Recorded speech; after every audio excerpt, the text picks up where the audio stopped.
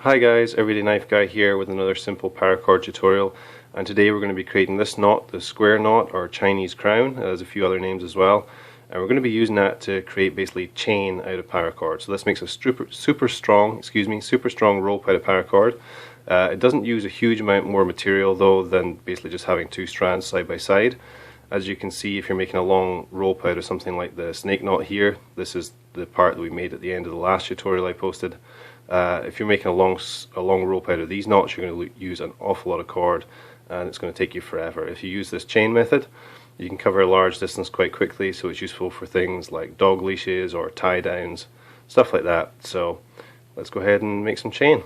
So first thing I've done is just take two cords, two strands of paracord, and just done a simple diamond or lanyard knot to tie them together so we have a starting point. So I'm just going to go ahead and lay that across my hand like so. Stretch out these cords here, and the first step here is a little bit tricky, but I'm going to try my best to show it holding it off the table so you can see it nice and close. It's easier if you lie it down flat, but let's give it a go. So I'm going to take the right hand strand and cross that over.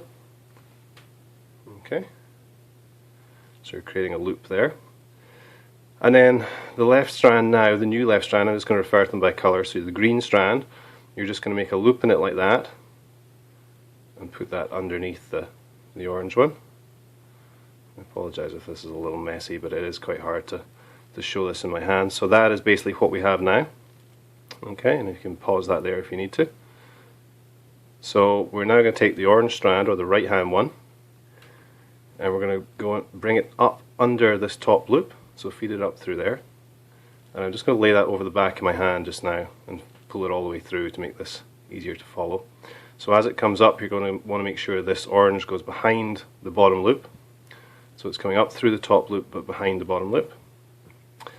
And then the last stage is just to come down, come down through this bottom loop, make sure it's to the right of this part here. So as the strand comes up, it's through this gap, not this one.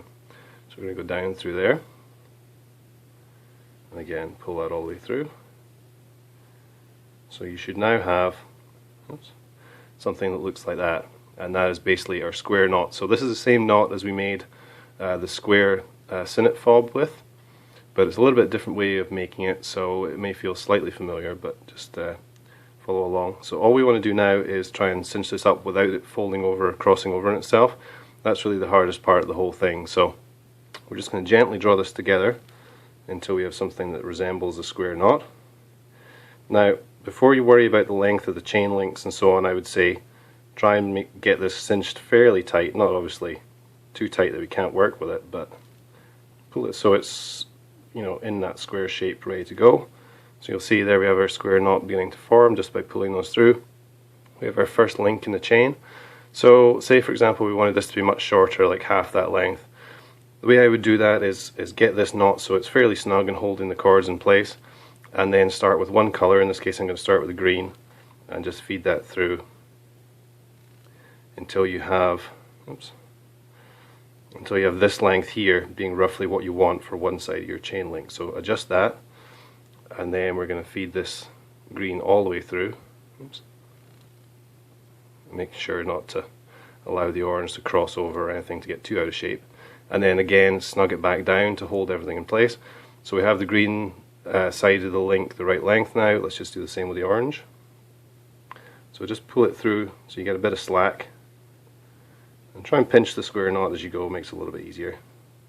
And then just give that a little tug to make sure the two sides of the link are even, because obviously if one's longer than the other, then all the strain on the rope is going to be going on the shortest one, because that's going to be holding your tension. So you want those to be nice and even, and then we're just going to continue to feed through the orange part of the square knot.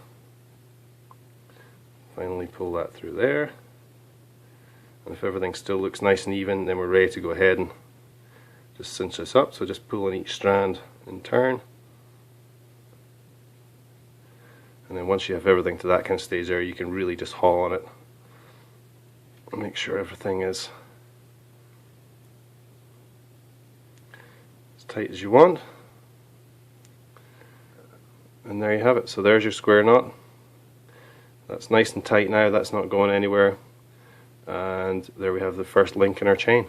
So as I say, the hardest part is when you're actually cinching the knot up, making sure these don't cross or the knot doesn't flip over, because then it'll literally just come out before you have a chance to tighten it. So that is one square knot done.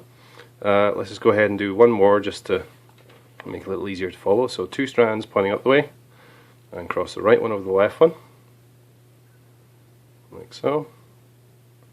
Make a loop in the left one underneath the right. Okay, like that. So as you can see, with each link, obviously the colours are going to alternate, so you have orange on the right, orange on the left, orange on the right. So don't be concerned, you're now working with the orange strand, you're not doing anything wrong. So now we take the green here and we come up through the top loop. As I say, I just put that over the back of my hand to make things easier to follow, and make sure the green comes under the bottom loop like that. Okay. And then we're going to come down from the top through the right hand part of this loop, the bottom one. Pull that all the way through, and then just begin to just work it with your fingers, try and cinch it up. Keeping in mind you're trying to form a square shape in the end, so just pull on each of the 4 cords until you're roughly there, and now you can see we're starting to form a new link. I'm not going to go ahead and bother fiddling around with this, you know the process by now. And yeah, it's just a case of forming that to make roughly the same length of link as the first one. You can even put something in there if you have an object to make it around, so you have nice even lengths, like a large flashlight or something would be quite handy, and just use that to make sure they form into the same size links, and pretty soon you'll have a chain. So as you can see, once you get quick at these knots, you can form a long length of rope that's very strong very quickly. So quite a useful technique. Hope that was easy enough to follow. If you have any questions or comments, please leave them below. I appreciate you watching, and I'll see you in the next video.